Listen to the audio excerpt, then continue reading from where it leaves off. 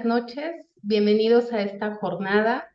Hoy, 5 de septiembre, se conmemora el Día Mundial contra el Mieloma Múltiple, para concientizar a la población acerca de este tipo de enfermedad y buscar remarcar la importancia de un diagnóstico temprano.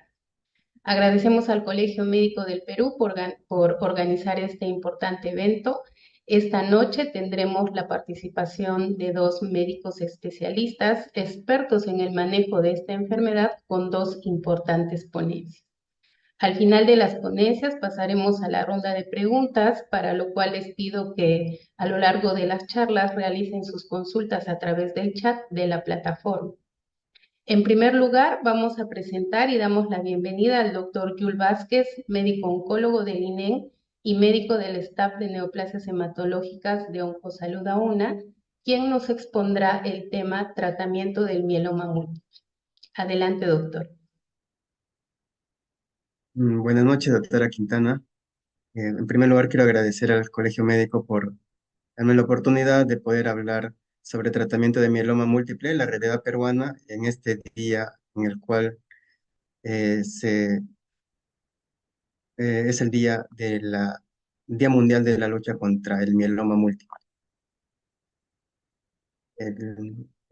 Voy a compartir mi pantalla. ¿Pueden ver mi pantalla? Ya, muy bien.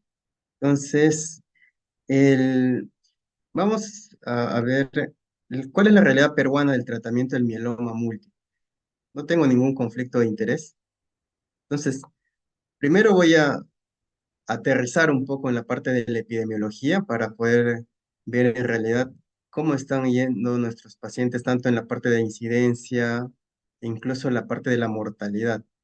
Y después ya entramos de lleno en la parte de tratamientos, el que en el caso de los pacientes con mieloma múltiple los vamos a dividir en dos grupos, los pacientes elegibles para trasplante y los no elegibles para trasplante.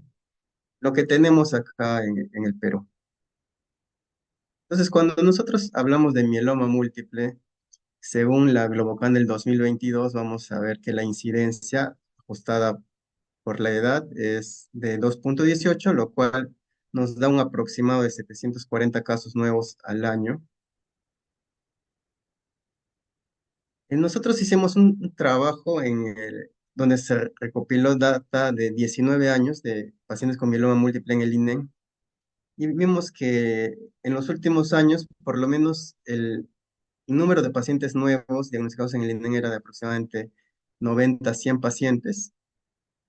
Entonces, vemos de que sí hay un grupo subdiagnosticado.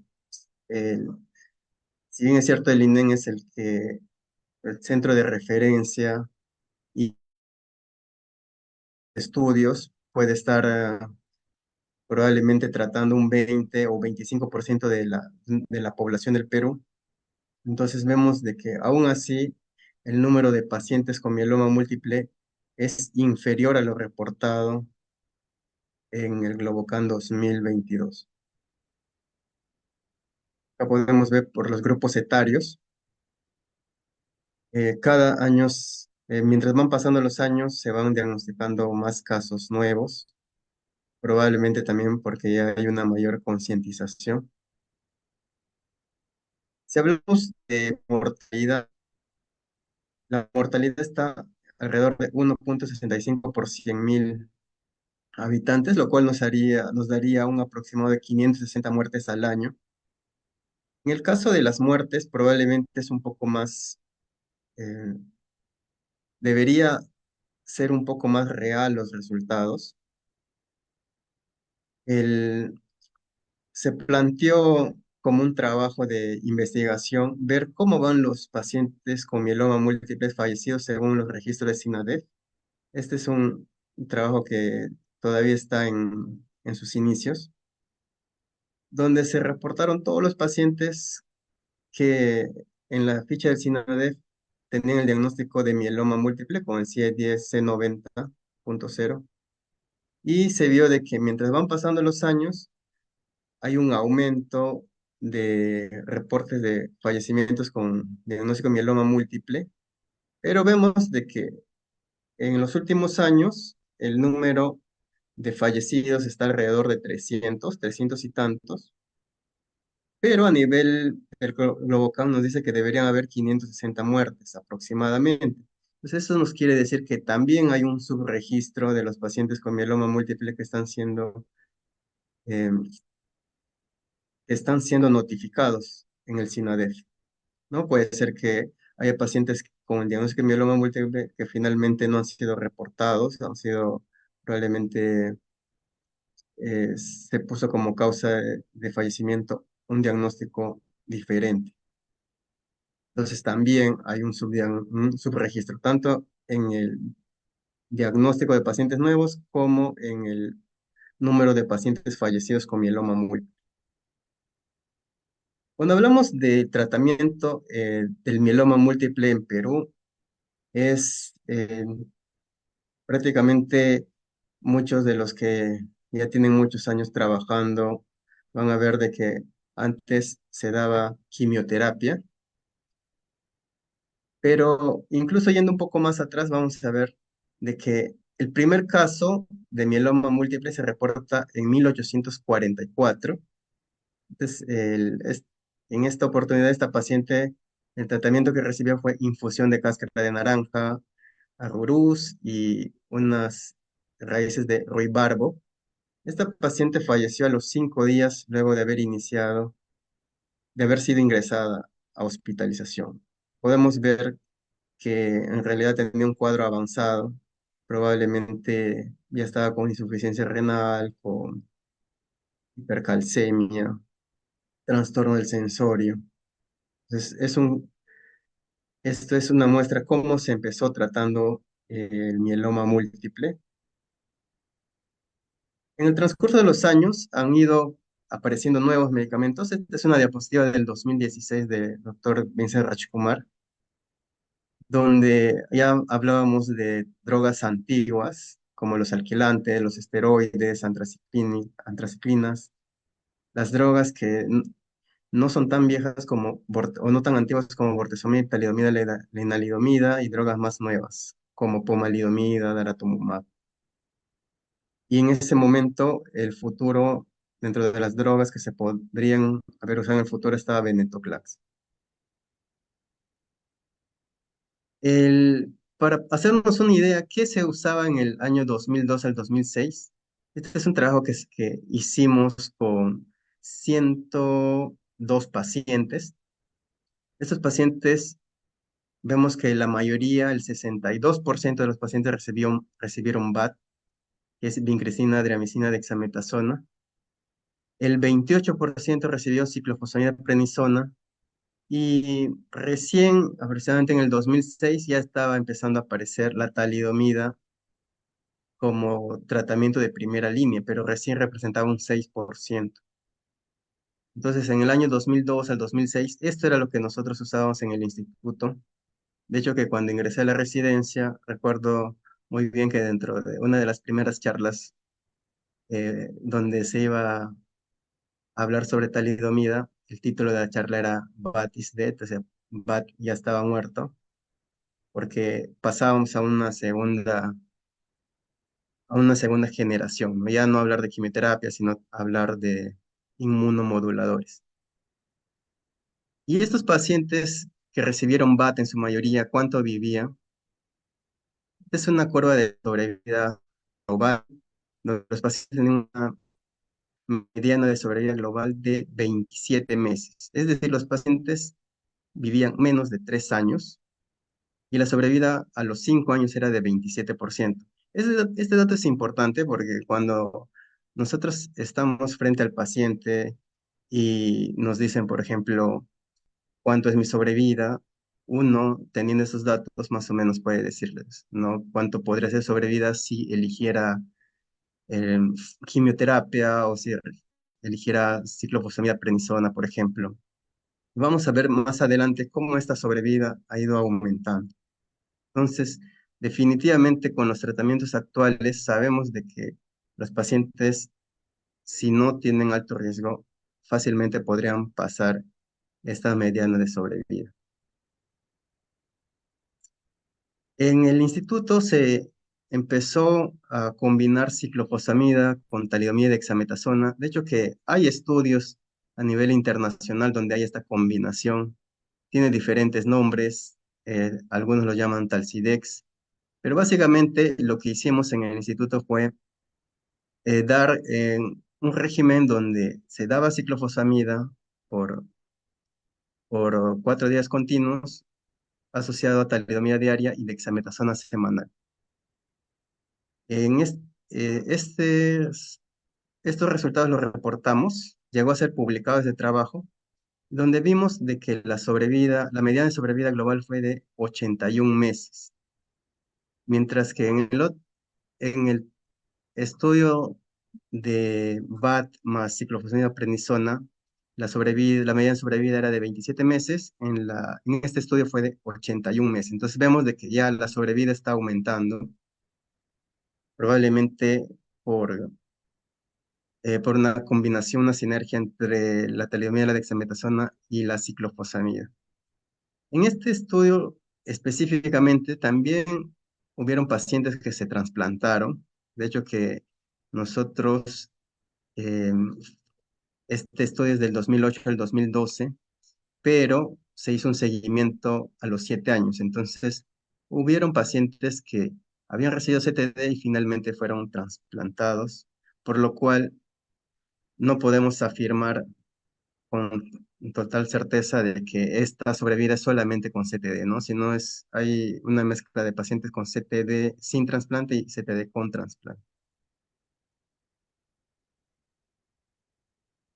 Acá podemos ver cómo puede haber una diferencia en los precios de las quimioterapias de acuerdo a donde estés, en realidad, porque el régimen de CTD o de BTD, por ejemplo, el costo aproximado para un año de tratamiento es de $10.000 en Perú, pero el mismo tratamiento en Estados Unidos es de 100.000. Entonces, no son los mismos medicamentos, me refiero al del mismo laboratorio, probablemente eso sea una de las razones para la diferencia de precios, pero sí, definitivamente hay una diferencia si un paciente es manejado en Perú o en Estados Unidos, de acuerdo y teniendo el mismo régimen, ni siquiera teniendo una quimioterapia o un tratamiento diferente. Bueno, ya pasando a tratamientos actuales, ya les había mencionado de que los pacientes con mieloma múltiple, ni bien vemos un paciente con mieloma múltiple, lo que vamos a hacer es dividirlos en dos grupos. Si este paciente es candidato o elegible a un trasplante autólogo o no es elegible a un trasplante autólogo. Es algo que normalmente lo vamos a determinar en la primera consulta y no es algo que se va a presentar posteriormente. Podrían ser algunos casos aislados donde un paciente inicialmente sea no elegible a trasplante y posteriormente sí lo sea, ¿no? Pero esos son los casos que se podrían decir son la excepción y no la regla. Bueno, cuando vamos a manejar pacientes con mieloma múltiple, vamos a ver que si el paciente es elegible para trasplante, va a recibir una inducción. El, el paciente posteriormente sería trasplantado, pasaría una consolidación, después un mantenimiento y después viene el tema de las recaídas, una primera, segunda, tercera, cuarta recaída. Y en los pacientes que no son elegibles para trasplante, tienen una inducción y después continúan la terapia de manera continua. Acá ya vemos nuevas terapias en mieloma múltiple. Ya hemos pasado del bortezomib, la lenalidomida, la talidomida. Ya aparece en el 2012 carfilzomib, 2013 pomalidomida, 2015 daratumumab, ixazomib. Y más adelante ya aparecen Carticel, venetoclax, belantamab y mucho más reciente teclistamab. Bueno, acá podemos ver el tratamiento de la primera línea de mieloma múltiple en Perú. Esto es la figura es de doctor Fonseca, y yo lo he modificado para adaptarlo a nuestra realidad.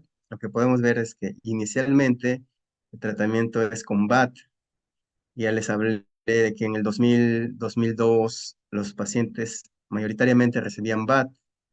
Después, en el 2008 aproximadamente, ya empezaron a recibir CTD, mejoró la sobrevida y aproximadamente en el 2014, 2015 ya empezó a aparecer BTD como primera línea.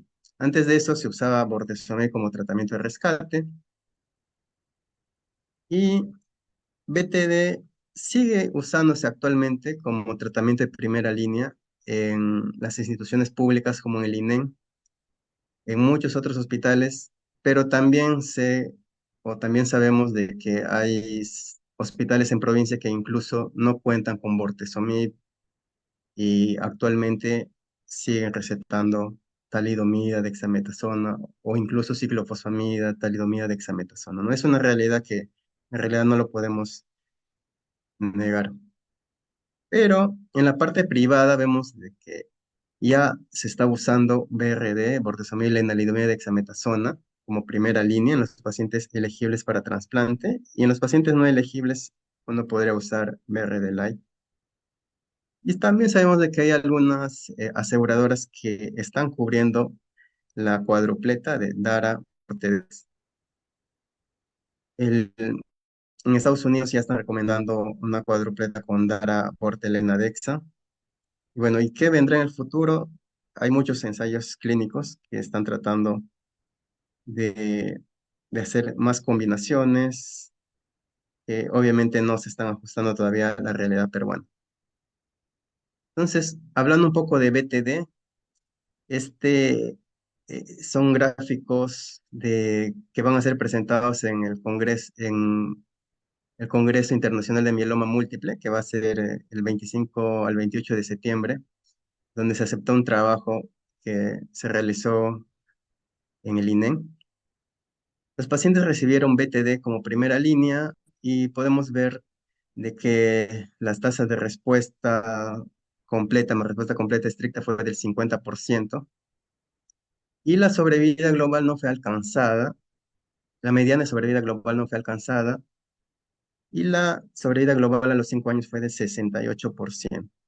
Son datos bastante buenos, pero hay que aclarar de que este es un grupo pequeño de pacientes que cuando, cuando hicimos un trabajo ya más grande con varios hospitales de Lima, vamos a ver de que estos datos cambiaron un poco.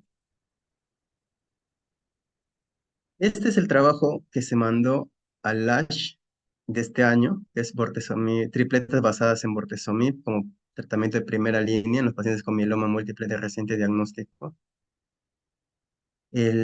Acá se valoraron 164 pacientes, 150 pacientes se pudieron evaluarse la respuesta.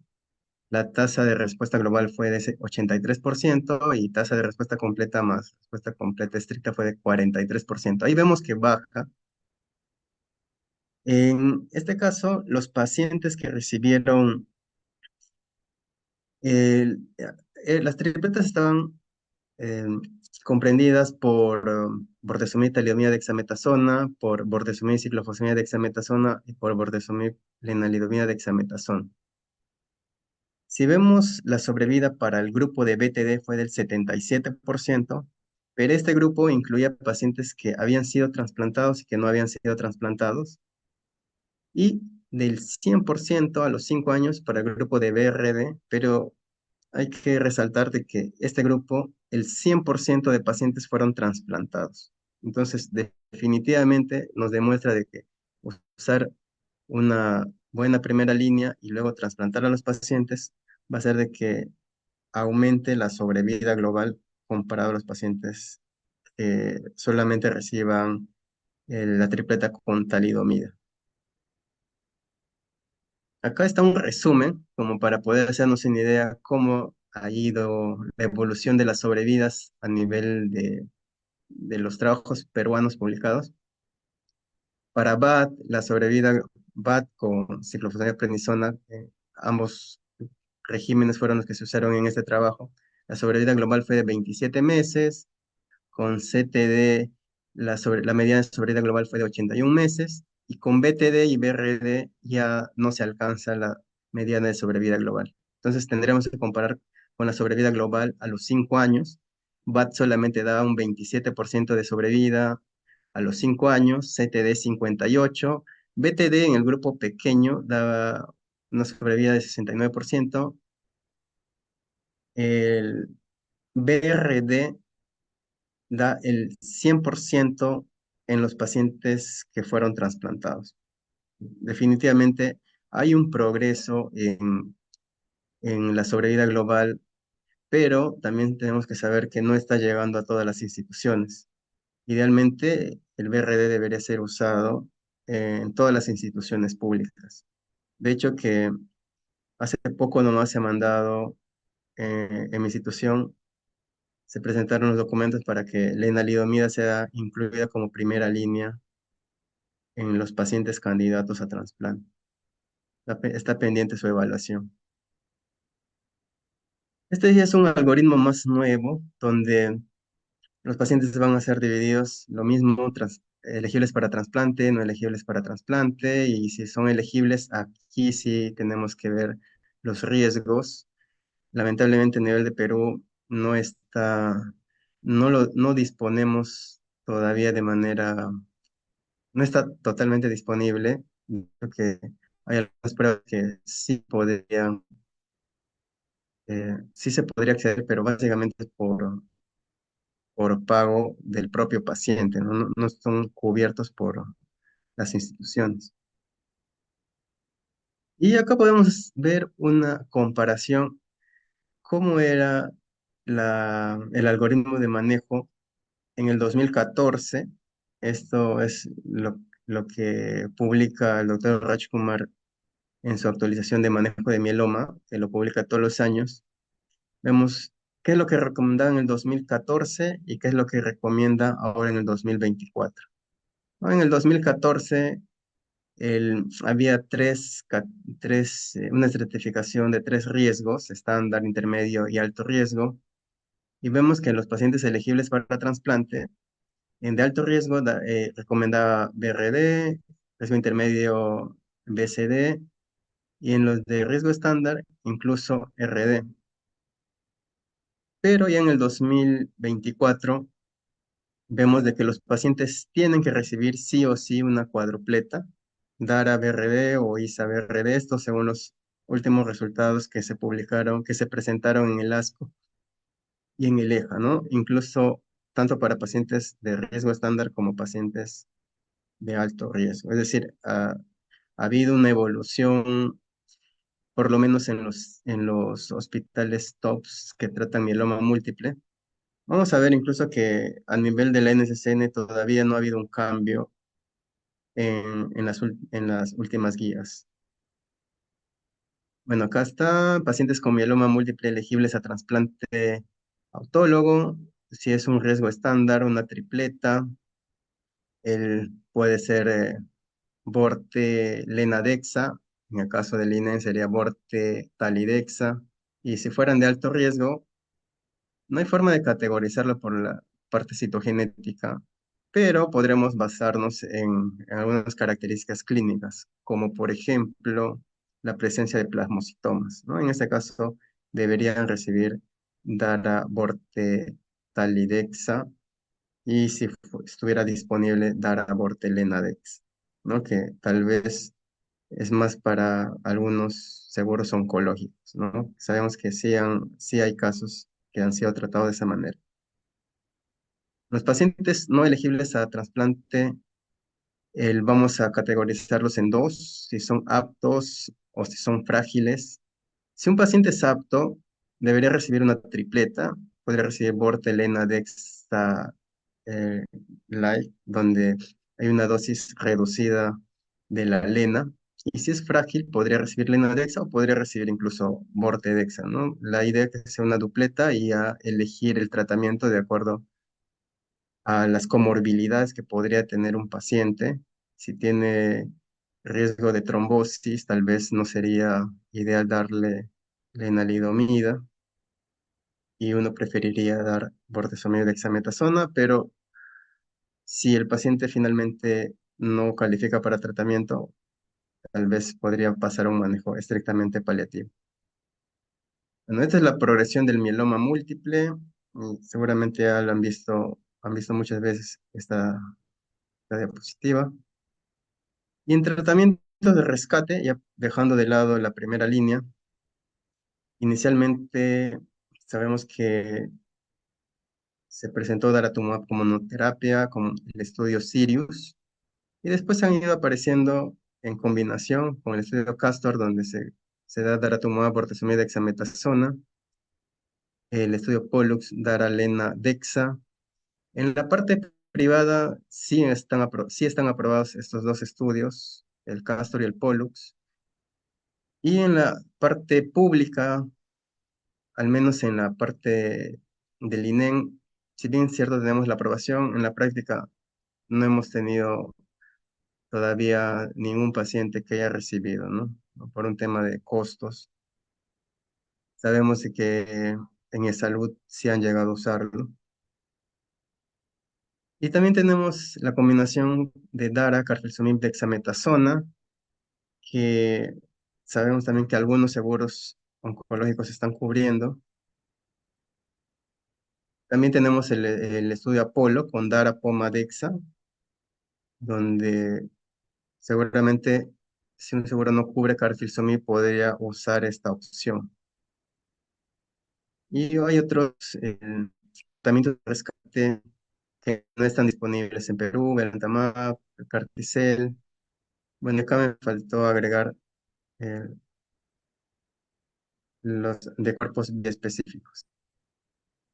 Y, bueno, este es un trabajo que actualmente está haciendo GELAM, que es el Grupo de Estudio Latinoamericano de Mieloma Múltiple, donde está escribiendo un consenso y se ha evaluado la disponibilidad de los medicamentos a nivel de toda Latinoamérica y podemos ver que, si bien es cierto, están disponibles los medicamentos tipo quimioterapia, lo que no tenemos fácilmente disponibles son los anticuerpos biespecíficos, no tenemos disponible Carticel, y hay países donde incluso no está disponible fácilmente el trasplante.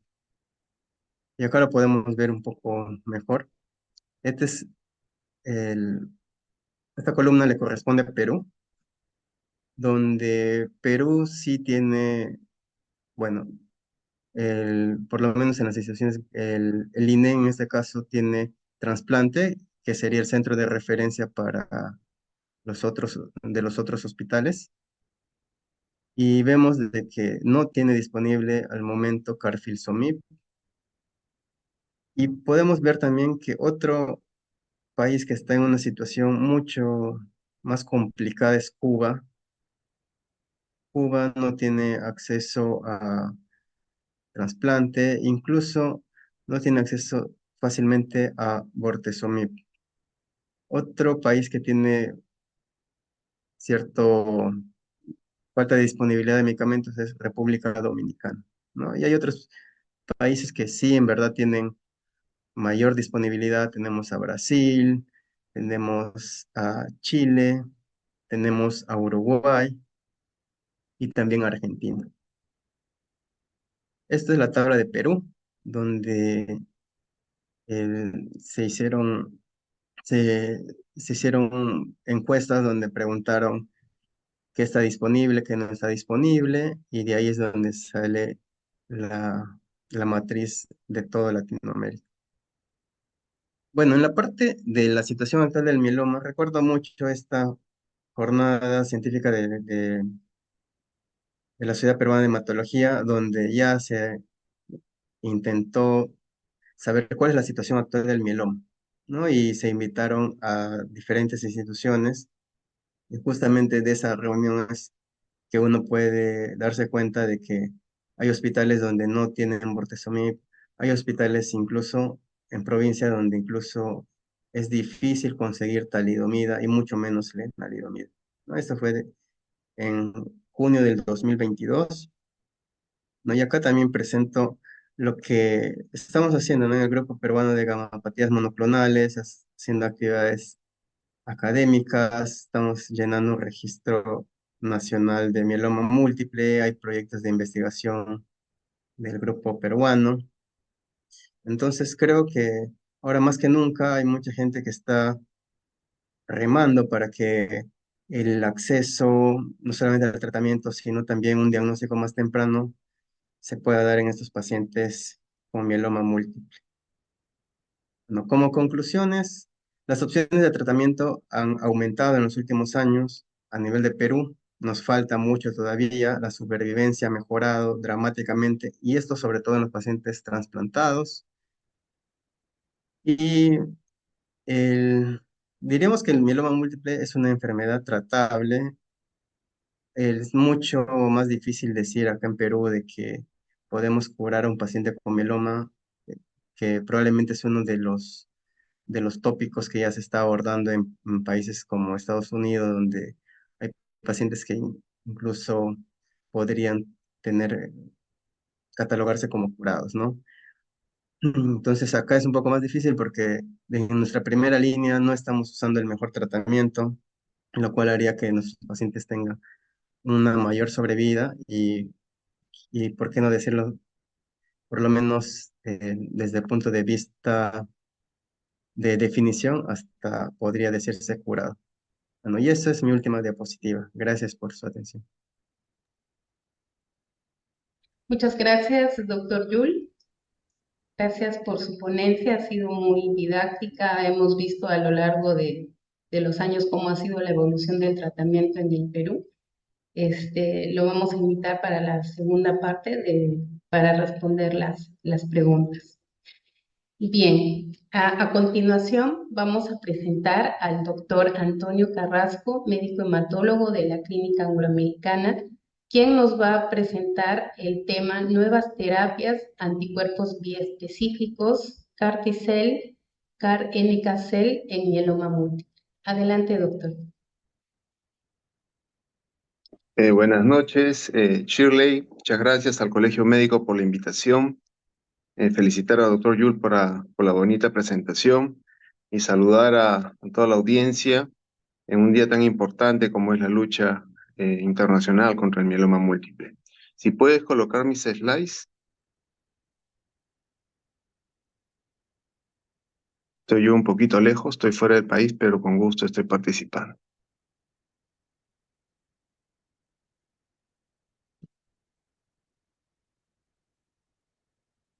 Un punto ahora sí lo haces grande y te digo por favor para que me ayudes con pasar los slides.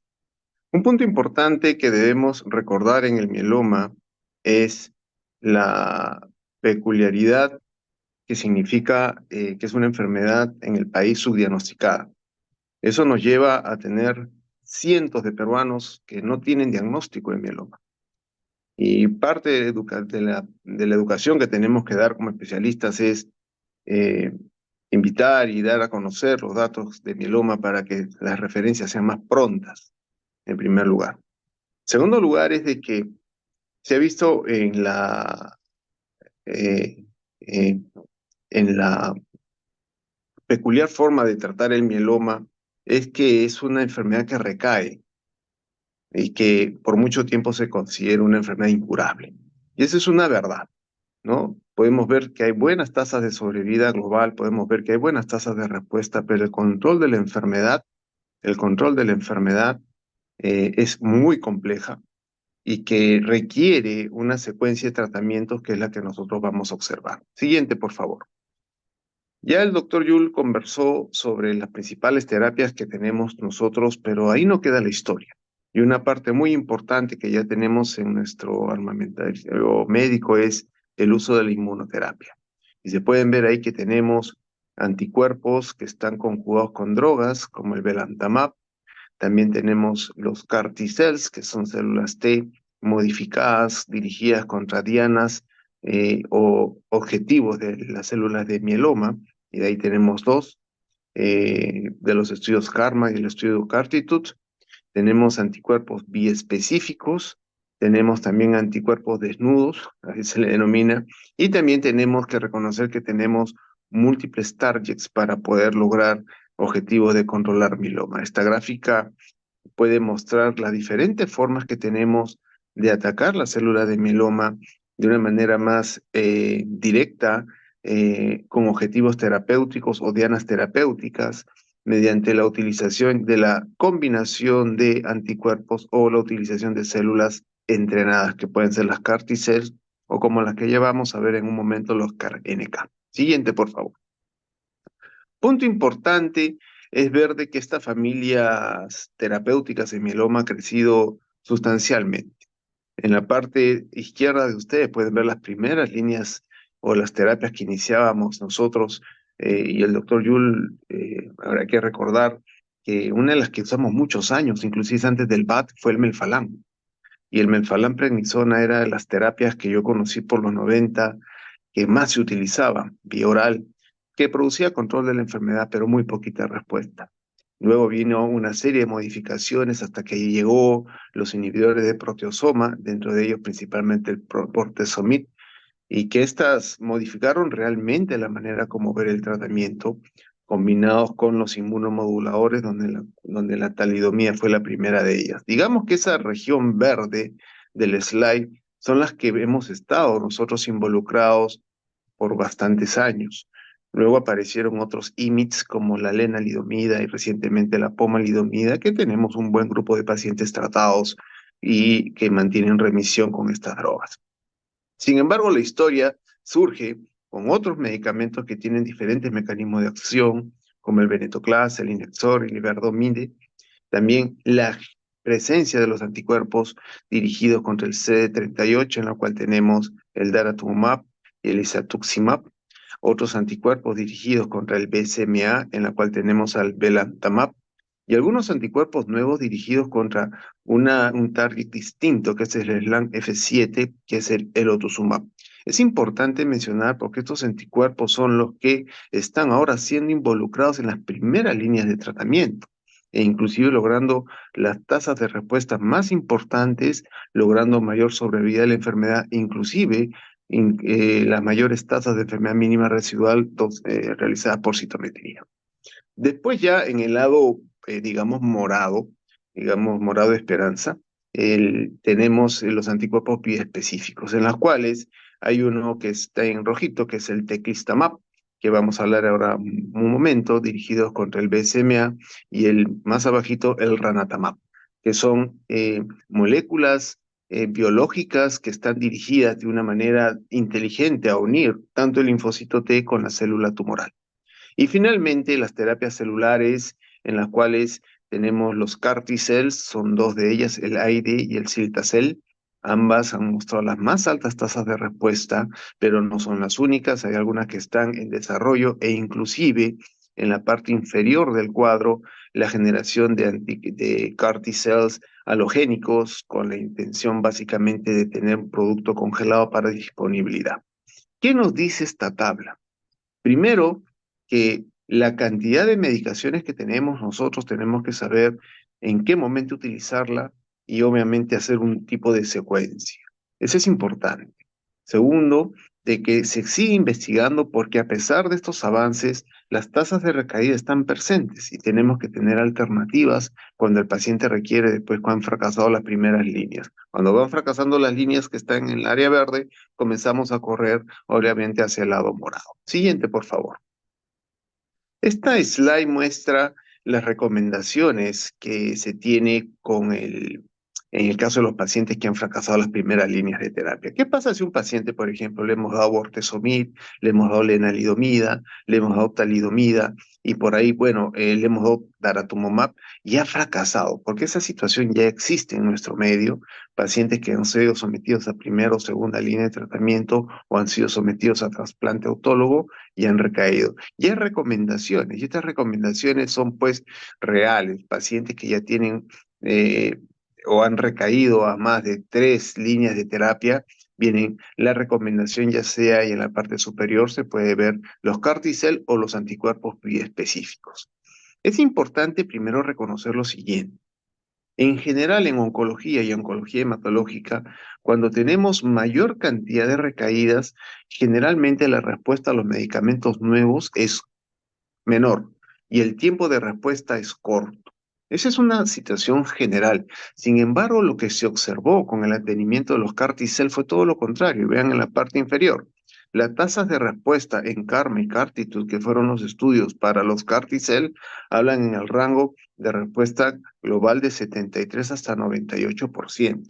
Esto es totalmente sin precedentes y esto es sumamente importante porque claramente nos menciona la fundamentación del uso de células modificadas dirigidas a targets que pueden tener alta tasa de respuesta. Sin embargo, no son las únicas porque en la misma tabla pueden ver que también se recomienda anticuerpos biespecíficos, las cuales sí son accesibles y de alguna manera ya tenemos una experiencia en el medio local que vamos a hablar ahora sí a continuación. Siguiente, por favor. Acá tienen en un lado, en la parte superior, lo que significa la infusión de CAR T-cells. CAR T-cells significa, gracias Shirley, la administración de células T que han sido modificadas en el laboratorio y que éstas son retornadas al paciente para controlar la enfermedad. Como hace un momento dije, altas tasas de respuesta, sin embargo es una terapia que no tenemos acceso en el país. Algunos cuantos pacientes con seguros internacionales han estado en otros centros de alta especialización y han recibido la terapia con impresionantes respuestas, pero no es lo general que vemos nosotros en nuestro medio. En esa misma gráfica, en la parte izquierda, pueden ver una inyección. ¿Qué significa esa inyección? Es la aplicación de los biespecíficos. Los biespecíficos son biológicos que pueden ser administrados en forma subcutánea y que van a tener una peculiaridad. Producen una ligazón entre la célula tumoral y el linfocito T del paciente, haciendo de que ésta pueda tener una buena actividad, ¿no? Y también se puede observar en la parte inferior las diferencias de los CAR T-cells. Uno es el id-cell y el cilta-cell. Unos se caracterizan porque tienen una acción de pegarse al BCMA en doble lugar y otro en un solo lugar. Por eso el id-cell y el cilta-cell tienen un perfil de toxicidad diferente, también un poquito el perfil de respuestas un tanto diferente. Siguiente, por favor. Esta gráfica muestra, por ejemplo, el id-cell, el estudio KARMA, repito, pacientes muy tratados, en la cual se puede ver en la parte superior tasas de respuesta en el rango de 73%. Ese es un rango bastante impresionante, pacientes que tienen este nivel de recaídas sucesivas, pero no está exento de las toxicidades. Y pueden ver en la parte inferior, en redondito, que se pone ahí 84% de una de las situaciones que surgen en este tipo de terapia, que es la liberación de citocinas, que es una situación que debe ser controlada apropiadamente porque produce un cambio del medio interno y alteraciones vasopresoras importantísimas que llevan al paciente a situaciones críticas. De manera de que no solamente se trata de un medicamento altamente eficiente, sino que también está y conlleva una serie de toxicidades. Siguiente. En esta podemos ver, por ejemplo, el cilta-cel, en la cual el estudio CARTITUDE mostró tasas de respuestas en el rango de 97.9%. Esto es increíble porque son pacientes multitratados y que logran tasas de respuestas bastante elevadas. Y en la parte derecha se puede ver las tasas de respuesta global, las tasas de sobrevida libre de enfermedad y la tasa de sobrevida global. Entonces, cuando uno ve estas líneas en las cuales las curvas de Kaplan-Meier van ya hacia la parte superior, uno puede entender pues la gran efectividad que tienen estos tratamientos y que lamentablemente en este medio, en nuestro país, aún no los tenemos. Siguiente, por favor. Sin embargo, la idea de tener CAR T-cells en unas líneas de tratamiento bastante distanciadas, después de 3 o 4 líneas de tratamiento, está siendo modificada. Inclusive existe terapias o ya existen planes de desarrollo para que los CAR T-cells no solamente estén ubicados en una situación de pacientes multitratados, sino que sean llevados a una segunda o una primera línea e inclusive en la inducción. Esta es una situación que está en desarrollo y que está modificando sustancialmente el esquema terapéutico. Y miren, Hace unos años, cuando salió daratumumab estaba bien alejado, tercera o cuarta línea de terapia en general. Ahora daratumumab ya la estamos usando en primera línea. Creo yo que CAR T-cells, en la medida que está siendo más usado y más conocimiento tenemos, va a ir llegando a las primeras líneas de terapia, logrando respuestas más importantes al paciente en la inducción. Siguiente, por favor. Y este es el plan de desarrollo de los estudios con Cartitude, que es el otro Carticel, en la cual se tiene una serie de cohortes, el cohorte D, el cohorte E y el cohorte F, para efectos de llevar al paciente a primeras líneas de tratamiento. Y vean ustedes que en Cartitude 5, 6 se están haciendo no solamente la combinación de la utilización del CAR-T, sino también una rápida inducción, llevar al paciente a la utilización del CAR-T-cell y ver su evolución en el concreto de la evolución del paciente para ver su nivel de respuesta. Siguiente, por favor. Pues bien, CAR T-cells es una de las situaciones bastante importantes que tenemos ya, y en mieloma ha mostrado alta eficiencia. No solamente CAR T-cells se utiliza en mieloma, se utiliza en linfomas, en leucemia linfoblástica aguda, linfoma del manto. Pero sin embargo, la utilización real que nosotros tenemos es la posibilidad de contar con algunos monoclonales. Y hay algunos monoclonales que son interesantes, como el monoclonal del BCMA. Este va dirigido a un receptor que está presente en la célula de mieloma, pero hay un problema. Siguiente, por favor. Cuando uno pone un monoclonal, el monoclonal tiene un efecto que se denomina el efecto zinc, en la cual este receptor que está en la membrana de la célula plasmática se libera y se hace soluble. Y vean lo que produce, ¿no? Al final ahoga y al final retiene el efecto del monoclonal. Y esa es una situación muy observada en pacientes que tienen muchas recaídas. Pueden verle la parte izquierda hacia abajo, que estas BCMA solubles están muy incrementadas en pacientes que tienen múltiples recaídas. Entonces, considerar algunos monoclonales en el contexto de múltiples recaídas, primero hay que considerar que no deben ser utilizados de forma individual, ¿no? Segundo, de que puede haber situaciones que la misma célula de mieloma ya ha desarrollado mecanismos de resistencia y que probablemente no va a ser de mucha utilidad. Y esto se observa en los pacientes precisamente de alto riesgo, que tienen un ISS elevado, o que tienen una presencia de plasmocitomas, o que tienen una leucemia de células plasmáticas, en la cual la cantidad de tumores es tan importante y los mecanismos de desarrollo de resistencia es tan importante que la utilización de estos monoclonales puede ser no efectiva. Siguiente, por favor. También se puede observar, vamos a pasar esta, por favor, siguiente, la utilización de otros monoclonales que sí tienen un efecto bastante interesante. Este es el elotuzumab. Es un medicamento que creo que estamos utilizándolo y que de alguna manera deberíamos aprender más, porque logra, por un lado, activar las células natural killer y por otro lado atacar las células de mieloma. Y en forma conjunta hacer que la célula de mieloma sea atacada adicionalmente a las células natural killer que se tiene, que todo paciente porta. Este es súper importante porque esto fue mostrado en un estudio siguiente, que la combinación del octuzumab con pomalidomida, dexametasona, mostró tasas de respuestas bastante relevantes en pacientes multiratados. Entonces, hablamos de el concepto. Monoclonales, perfecto, pero probablemente la mejor forma de utilizar monoclonales es combinados con inmunoterapia o inmunomoduladores como la pomalidomida y corticoides. Y se puede observar ahí que el PFS y el overall survival incrementa en forma importante cuando hay combinación. Y este lotuzumab además nos muestra a nosotros la ventaja de un tema adicional, la utilización de la inmunidad natural que tenemos los pacientes para efectos del control del cáncer. Y eso es a través de las células natural killer que veremos más adelante. Siguiente, por favor. Los biespecíficos. Este es el otro grupo de células, de moléculas que están siendo utilizadas. Ahí se puede observar en la parte central un biespecífico, la parte rosada que se une En la gráfica se ve que se une al BCMA de la célula de mieloma y en la parte verdecita que se une a la parte del receptor CD3 del linfocito T. Linfocito T, que todos tenemos, la célula de mieloma, que es la que hay que erradicar. Y eso produce un estrechamiento, una atracción, es un linker que permite, de alguna manera, la acción de citocinas propias de los linfocitos T en contra del mieloma.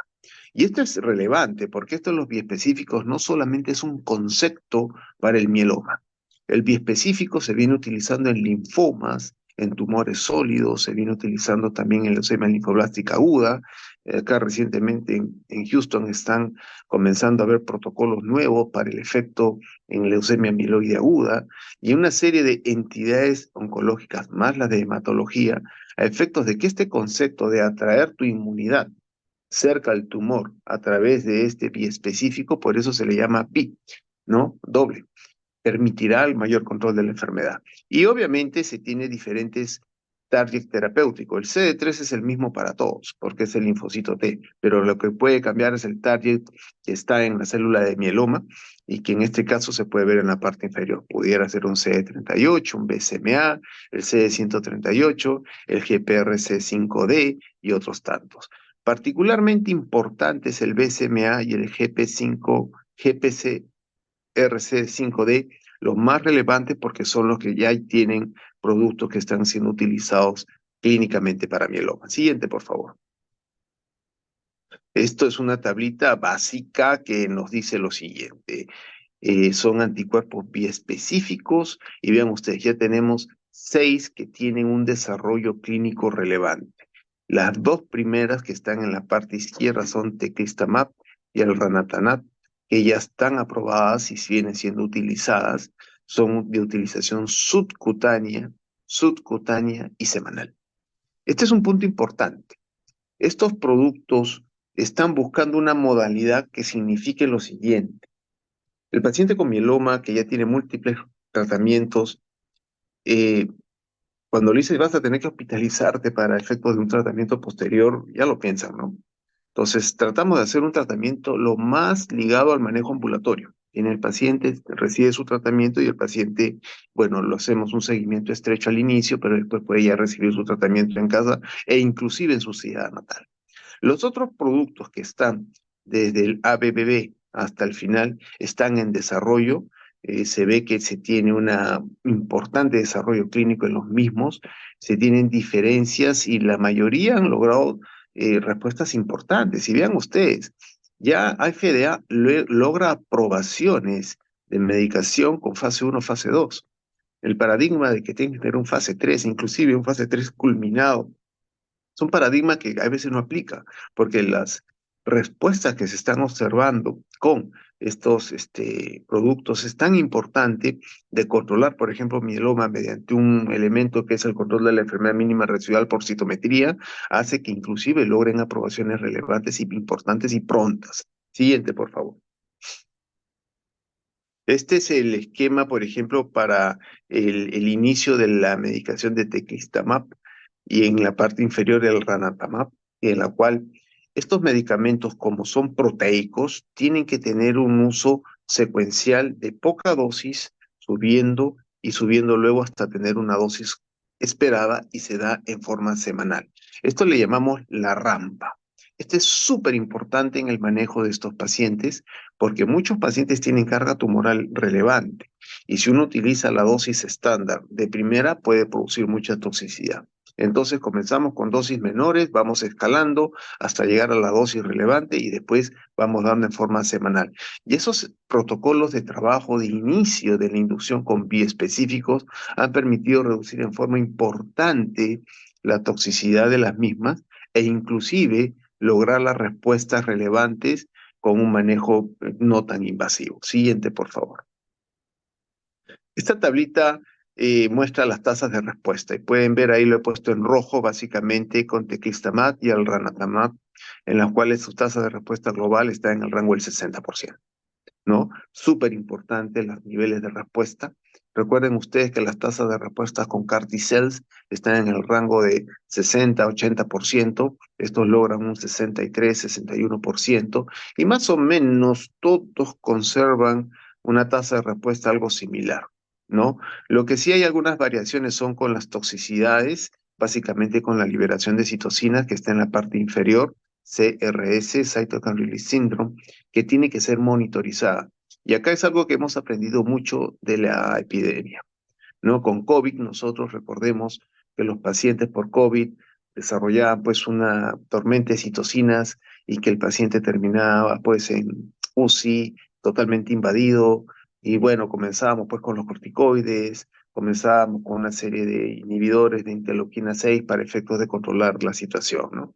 Sin embargo, a pesar de utilizar tocilizumab, a veces era muy tarde la utilización del mismo y que la respuesta no era menor. Y precisamente una de las piedras angulares para controlar el CRS, la liberación de citocinas, es el uso precoz de tocilizumab, que es una molécula que aprendimos a manejar mucho en la pandemia, que nos dimos cuenta que su utilización precoz puede prevenir mucho la acción que puede producir la interleuquina 6, que precisamente es la que puede desencadenar este síndrome.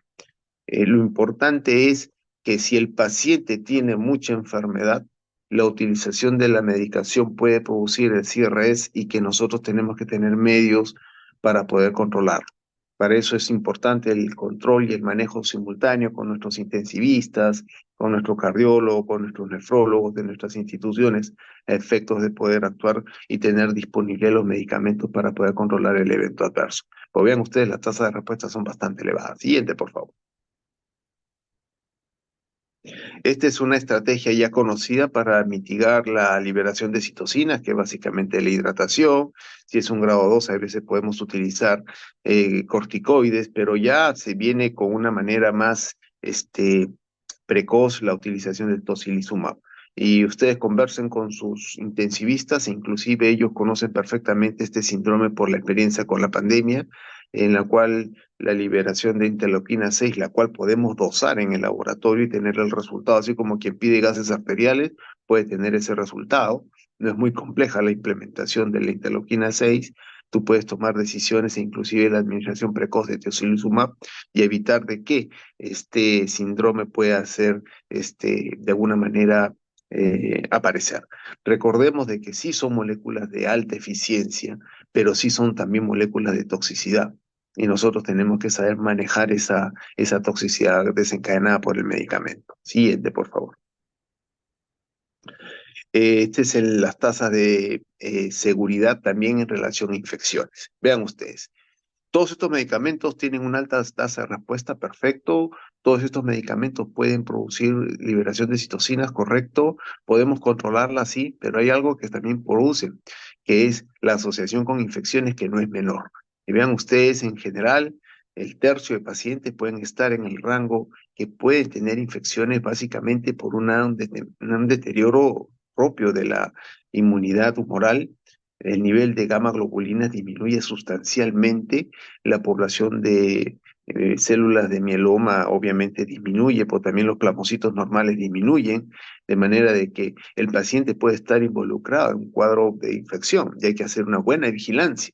Y recordemos que en nuestro país, que somos campeones en tuberculosis, tenemos que tener precauciones relevantes. Por eso, en la utilización de estas nuevas estrategias, el trabajo conjunto con el infectólogo nos puede llevar a nosotros a terapias preventivas y de profilaxis relevantes para evitar complicaciones. Siguiente.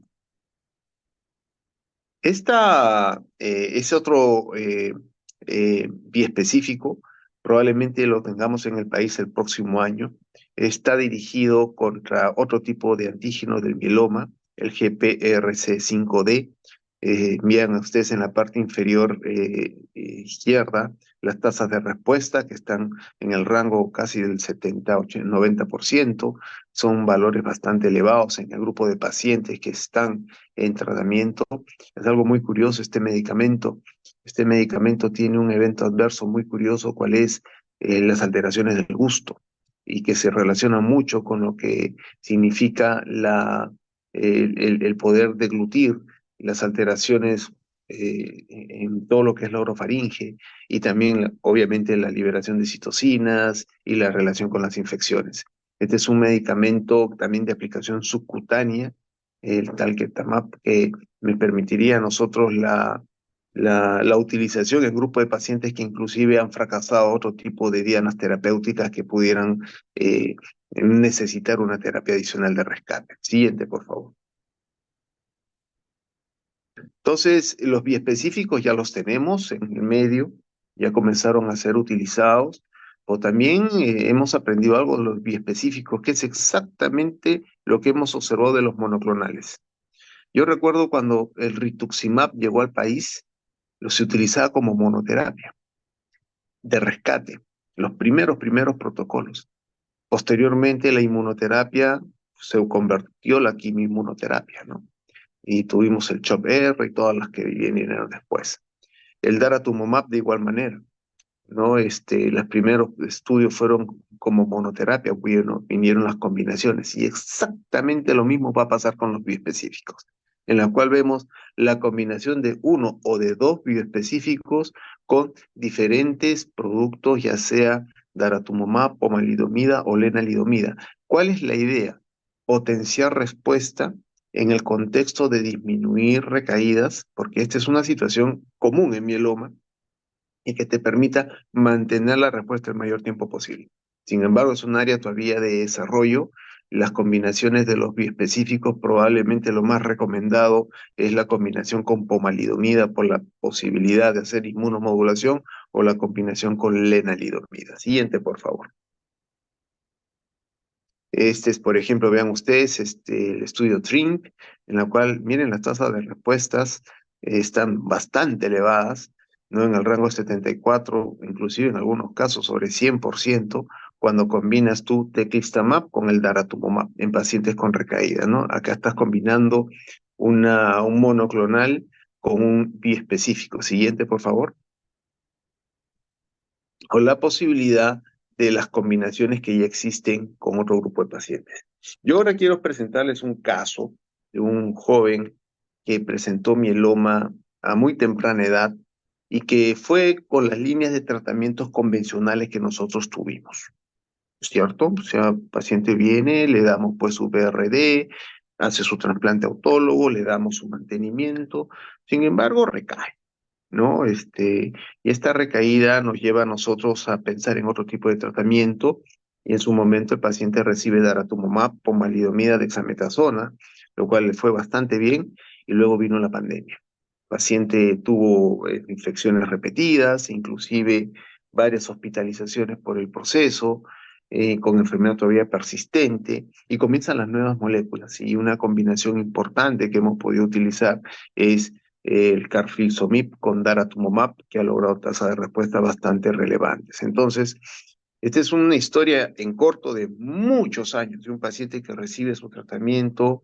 recibe su trasplante y recae, y que nosotros tenemos que ver qué medicación le podemos dar en un contexto de pandemia, infecciones que pasó en esos momentos. Entonces es un paciente pues con triple recaí, con triple refractariedad, muchas moléculas que se le da. Y siguiente, por favor. Este paciente fue admitido a un tipo de tratamiento con células natural killer. Las células natural killer son parte de la inmunidad natural.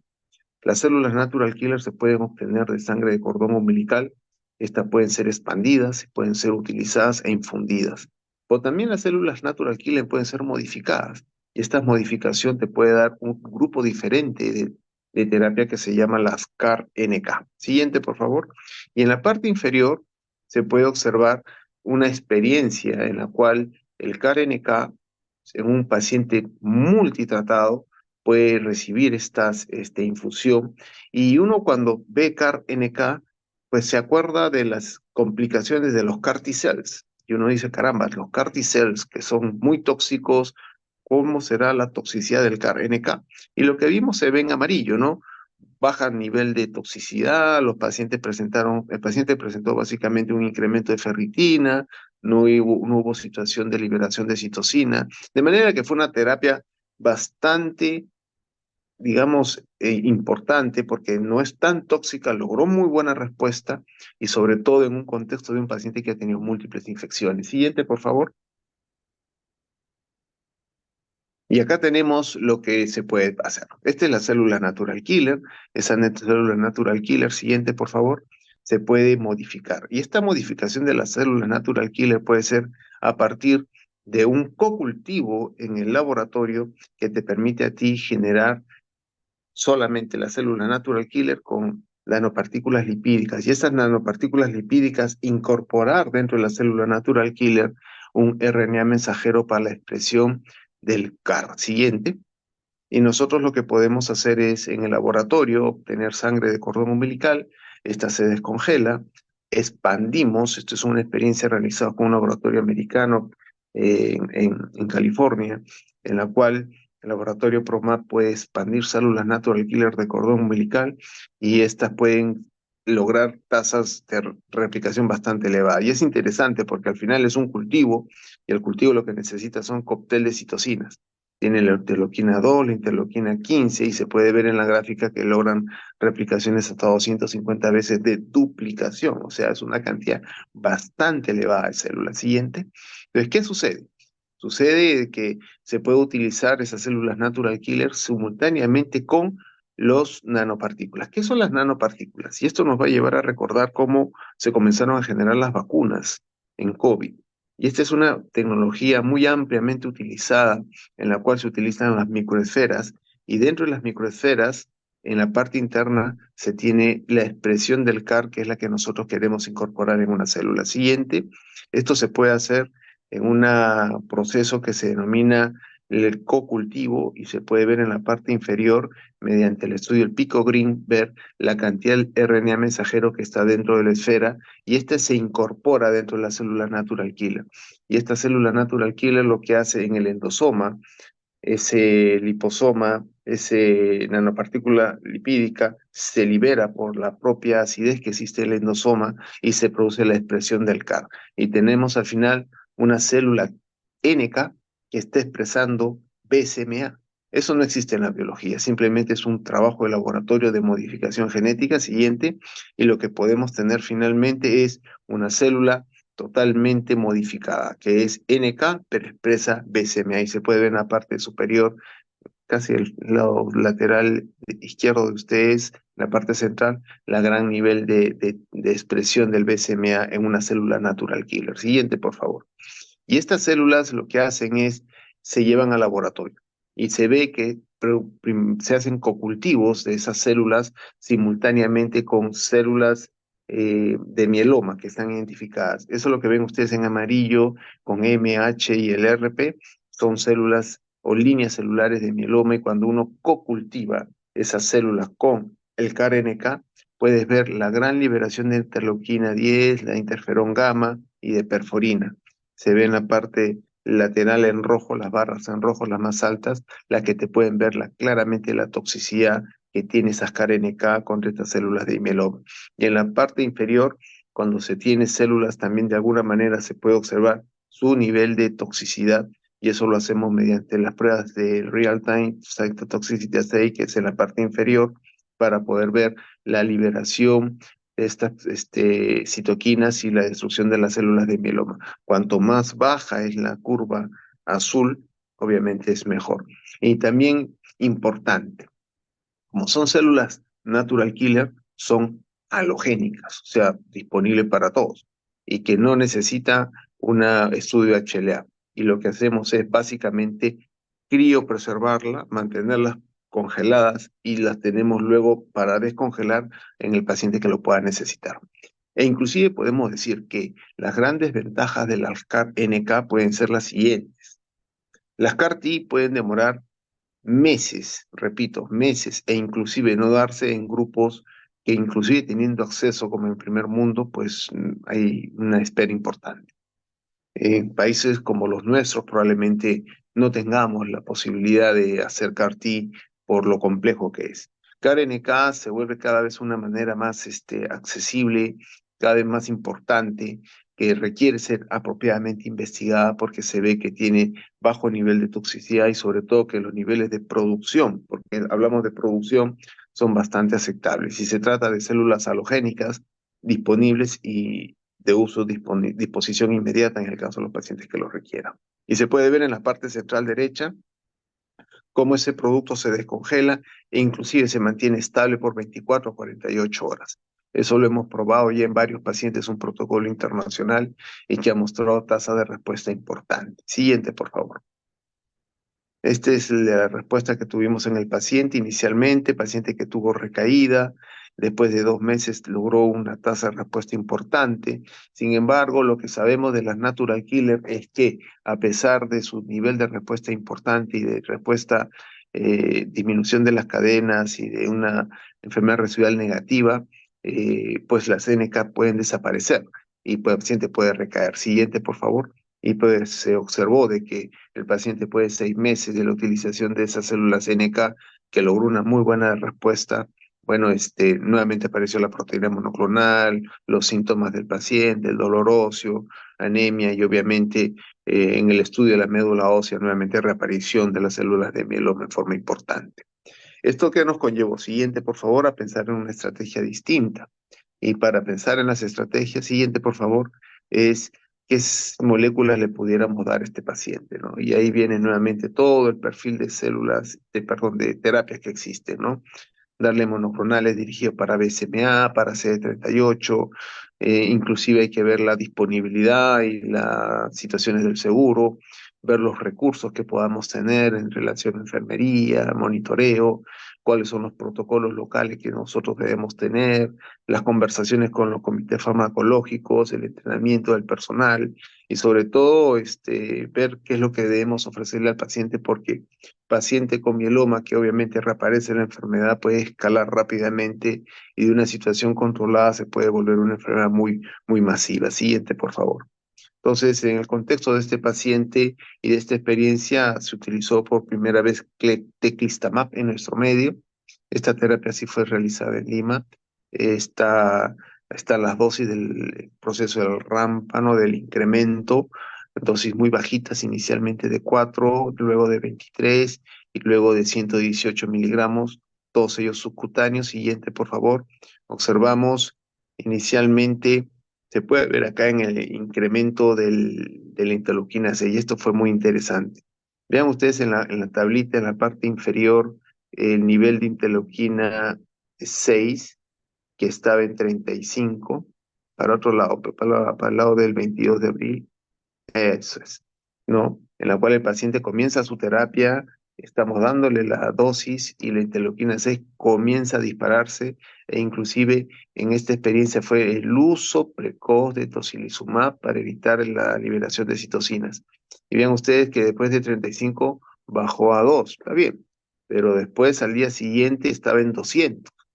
Y uno diría, caramba, Antonio, pero tú estás dando tocilizumab para que no haya interleuquina. No, no, no. El tocilizumab no va a disminuir la liberación del incremento de la interleuquina 6. Lo que va a hacer es inhibir el receptor. Y a pesar de tener 200 como un factor importante, el paciente tuvo un cuadro transitorio de fiebre y lo pudimos controlar. Por ahí el incremento de PCR que también fue transitorio. Y después en el seguimiento posterior ya las administraciones fueron mucho más accesibles. Entonces, uno de los puntos importantes es de que esta es una droga sumamente potente, pero puede producir eventos adversos que tienes que vigilar. Y una de las recomendaciones es esta ya vigilancia fina, con monitoreo de algunos biomarcadores que te puede decir el momento en el cual tienes que dar alguna acción. Siguiente, por favor. La otra es la presencia de reacciones de piel, y esto fue una situación que nos llevó a nosotros a una rápida acción, pero esta aparatosa presencia de una reacción fue fácilmente controlada con 48 o 24 horas, ¿no? Que eso uno puede pensar que es una celulitis amplia, ¿no? Porque es una aplicación subcutánea. Sin embargo, hay algunas situaciones que se observan, puede haber exacerbaciones con los cítricos, puede haber necesidad del uso simultáneo de algunos antihistamínicos, inclusive en la aplicación, porque esto rápidamente se detiene. Es bien aparatoso cuando uno ve en la aplicación subcutánea que te puede presentar el paciente y en pocas horas tener una lesión de esa naturaleza, pero es fácilmente controlable en la virtud de que tienes que utilizar terapia tópica principalmente. Siguiente. El otro dato relevante es que los pacientes tienen que tener apropiado control de las inmunoglobulinas. Y este paciente en la parte inferior se ve el monitoreo de las inmunoglobulinas que tiene que ir de la mano con el control del manejo de infecciones. Y esto nos lleva a nosotros recordar un tema muy frecuente en mieloma. El paciente con mieloma multitratado tiene por lo general disminución de las gamma globulinas y si bien es cierto hay dificultades para obtenerlas, un paciente con gamma globulina disminuida está permanentemente con procesos infecciosos. Y eso es algo que hay que vigilar y en el contexto de hipogamaglobulinemia corregir. Siguiente, por favor. En el seguimiento de este paciente que había recaído, ha tenido nuevamente una excelente respuesta, ha controlado la enfermedad, nuevamente respuesta completa estricta, con enfermedad mínima residual negativa y con las cadenas ligeras negativas. Siguiente. Y esto nos lleva a nosotros ya inclusive a tomar algunas actitudes. Vean ustedes el último estudio de médula ósea del paciente, inclusive no hay ni células plasmáticas patológicas, tampoco las normales, y disminución significativa del pico monoclonal. El pequeño pico que ven ahí es que el paciente recibió inmunoglobulinas previamente. Es un pico policlonal, si se quiere, ¿no? Entonces, ese es importante, el monitoreo en los casos que podamos nosotros utilizar drogas tan complejas y que de alguna manera están reservadas para situaciones un poquito más específicas después de tantas recaídas. Siguiente. En nuestros comentarios, bueno, en general, fue de que esta es una primera experiencia y ya estamos ya a punto de tener los subsecuentes pacientes en Angloamericana que nos llevó a nosotros considerar, entrenar a nuestro personal, ¿no? Después, considerar de que los pacientes que tienen un tratamiento intenso y con tantas terapias tienen que tener un monitoreo de infecciones sumamente importante y el historial de los procesos infecciosos tiene que ser adecuadamente manejado. El otro que hemos aprendido es que en pacientes se puede hacer el monitoreo de la interleuquina 6 como una herramienta clínica, inclusive el valor de interleuquina 6 te lo pueden decir 40. El paciente que está cerca a 40 está cerca a tener síntomas de medio interno y alteraciones del manejo hidroelectrolítico y de la presión arterial que te pueden llevar a inclusive llevar al paciente a la UCI. Considera que puede haber reacciones en piel, puede haber reacciones de hipogamaglobulinemia y que hay que tener un trabajo conjunto con los infectólogos en el manejo de infecciones que tenemos en nuestro medio. Y realmente una de las cosas que preocupa a nosotros es tuberculosis. Sin embargo, no dejamos de mirar citomegalovirus, PCP, algunos test que se pueden estar realizando en pacientes básicamente que tienen de riesgo de contacto. Inclusive pacientes que ya una vez han recibido las primeras dosis, sus subsecuentes dosis ya son ambulatorias, inclusive ni siquiera en Lima. Este paciente ya viene recibiendo su tratamiento en Tacna. Siguiente, por favor. Bueno, muy bien, son muchas opciones para mieloma. Estamos como país teniendo una serie de avances en los nuevos medicamentos. Sin embargo, es nuestra función en educar y obviamente insistir en las autoridades y en el tema regulatorio de que hay terapias sumamente eficientes que pueden ser utilizadas para el control de la misma. Y la historia no termina ahí, ¿no? Porque todas estas moléculas que uno ve ahí como rescate en ese bloque grande, esa es la que en el tiempo se va a ir moviendo las primeras líneas de terapia y algunas van a ir desapareciendo. Porque antes veíamos básicamente mieloma con una sobrevida libre de enfermedad corta, con una sobrevida global de algunos años. Ahora tenemos pacientes con mieloma que están sobre la década de vida y eso es uno de los conceptos, ¿no? Nos lleva a pensar que es una enfermedad crónica, así como la hipertensión, así como la diabetes, que tenemos que apropiadamente manejar y hacer que muchos de los medicamentos que están en el casillero de rescate puedan llevarse a la parte de las terapias de primeras líneas. Siguiente, por favor. Y ese es el caso de carfilzomib. Siguiente, por favor. La terapia con carfilzomib que es la que estamos comenzando a conocer cada vez más. Recuerden que dentro de los inhibidores de proteasoma, Bortezomib produjo las más importantes tasas de respuestas en mieloma al inicio del presente milenio, ¿no? Cuando recuerdo mucho un primer caso en el Hospital Rebagliati, un colega trajo para su padre el Belcade de Estados Unidos y se pudo administrar, y eso fue una situación inicial, ¿no?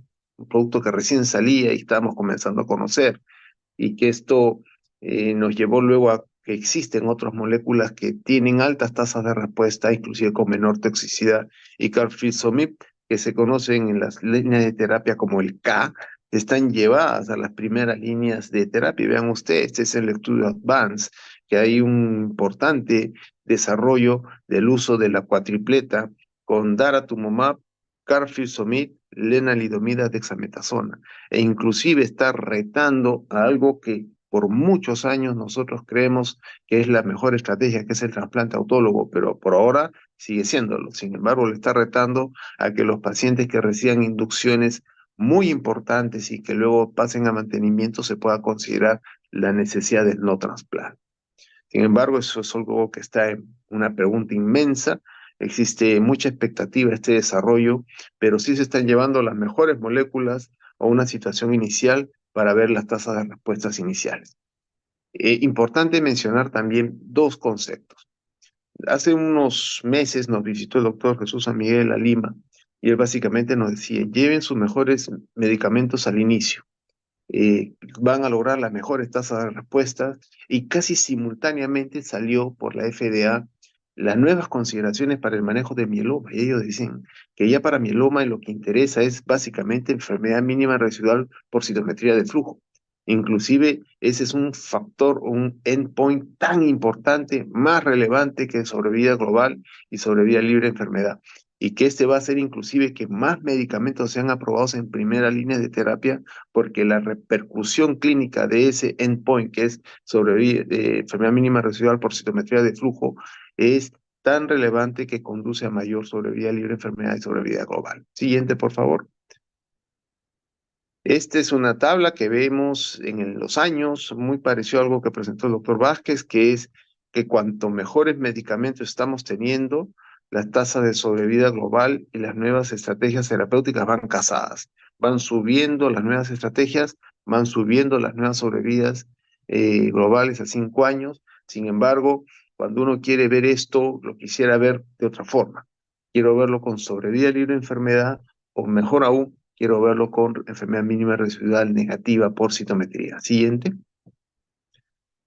Siguiente, por favor. Cuando uno trata mieloma, la expectativa es obviamente todo un lindo, ¿no? Una hamburguesa perfecta. Sin embargo, no es así generalmente. ¿Por qué? Porque hay muchas consideraciones. Y lo que se trata de una regla es obviamente una situación ideal. Lo más importante es que los colegas en sus centros hospitalarios discutan los casos, conversen los casos. Siempre hay alguien que sepa más sobre el otro. Inclusive, si no hay quien en el país, comenzamos a preguntar a los amigos en Houston, en Brasil, en Madrid, que nos den mayor orientación, porque lo más importante es, no existe una situación ideal, y lo que tenemos que hacer es la discusión colegiada de los casos a efectos de que no sea una realidad así media, sino tratemos de llevar la expectativa a algo más uniforme. Siguiente, por favor. Y agradecer también a un grupo importante, que es el Grupo Latinoamericano de Trasplante Médula Ósea, que están trabajando en un proyecto que se llama el CARLA. ¿Qué significa CARLA? Y me gusta que conozcamos a CARLA. CARLA es CAR para Latinoamérica. Todos los países latinoamericanos tenemos y queremos contar con los CAR T-cells o los CAR-NK en un pronto desarrollo para el acceso a nuestros pacientes. Sin embargo, el esfuerzo tiene que ser conjunto, y hay países que ya han avanzado algo: Brasil, Colombia y México, a efectos de poder tener algún nivel de producción. Y precisamente con este grupo, Carla, estamos desarrollando un concepto cual fuese la posibilidad de desarrollo de CAR T-cells para Latinoamérica, con el apoyo de Barcelona, de la Universidad de Barcelona, que nos permita a nosotros contar de una manera accesible de terapias de alta eficiencia, pero obviamente como CAR académicos. Siguiente, por favor. Y también mencionar, siguiente, por favor, y con esto voy a terminar, que nosotros tenemos una actividad muy importante que es el laptop, que es la Asociación Peruana de Trasplantes de Órganos y Tejidos. Tenemos un evento importante en noviembre, educativo, que está precisamente uno de los impulsores de Carla viniendo al país, el doctor Marco de Lima, y también nos va a acompañar el doctor Roberto Villa de México, a efectos de poder ver cómo podemos nosotros como país, cómo podemos ver nosotros como instituciones la posibilidad del desarrollo en nuestro medio. También esto va conjuntamente con el Grupo Latinoamericano de Trasplante de Médula Ósea y recientemente también con el apoyo de SOHO, que es la Sociedad de Hematología y Oncología, que nos permite a nosotros el mayor entrenamiento y coordinación en estos grupos para poder desarrollar en forma conjunta terapias. Es importante la integración nacional y regional, no solamente para conocer más de la enfermedad, sino también para ver opciones de generación de nuevas terapias. Y ahí está mi teléfono y mi correo para su disposición. Muchísimas gracias.